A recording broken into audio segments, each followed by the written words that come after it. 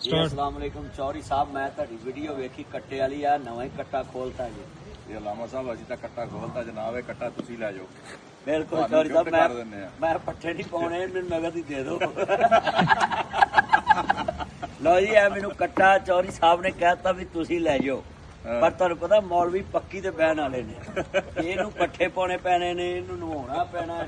ਇਹ ਚਿੱਟਾ ਕੱਟਾ ਪੂਰੇ ਫੈਸਲਾਬਾਦ ਚ ਮੈਨੂੰ ਨਹੀਂ ਲੱਗਦਾ ਕਿਸੇ ਕੋਲ ਹੋਵੇ। ਤੇ ਜਿੱਦਾਂ ਇਹ ਪਲਿਆ ਵੇਖੋ ਮਾਸ਼ਾਅੱਲਾ, ਰੰਗ ਇਹਦਾ ਵੇ ਲਾਲ ਸੂਹਾ ਹੋਇਆ ਪਿਆ, ਸਫੇਦ। ਇਹ ਟਰੈਂਪ ਤੋਂ ਵੀ ਬਹੁਤਾ ਚਿੱਟਾ ਜੇ ਹੈ। ਅੱਜ ਲਾਮਾ ਸਾਹਿਬ ਦੇਖ ਲੈ, ਇਤੋਂ ਇਹ ਅੱਜ 5ਵਾਂ ਦਿਨ, ਹਾਂਜੀ ਈਦ ਗੁਜ਼ਰੀ ਨੂੰ 5 ਦਿਨ ਹੋ ਗਏ ਆ ਤੇ ਅਲਹਮਦੁਲਿਲਾ ਕੱਟਾ ਅਸੀਂ ਇਹਨੂੰ ਇਹਦੀ ਕੁਰਬਾਨੀ ਨਹੀਂ ਕੀਤੀ ਹੈਗੀ, ਅਸੀਂ ਇਹਨੂੰ ਸ਼ੌਕ ਨਾਲ ਹੀ ਰੱਖਿਆ ਹੋਇਆ ਵਾ। ਨਹੀਂ ਇਹਨੂੰ ਸ਼ੌਕ ਦਾ ਕੋਈ ਮੁੱਲ ਨਹੀਂ ਹੁੰਦਾ, ਸ਼ੌਕ ਦਾ ਮੁੱਲ ਕੋਈ ਨਹੀਂ, ਸ਼ੌਕ ਨਾਲ ਰੱਖਿਆ ਹੋਇਆ।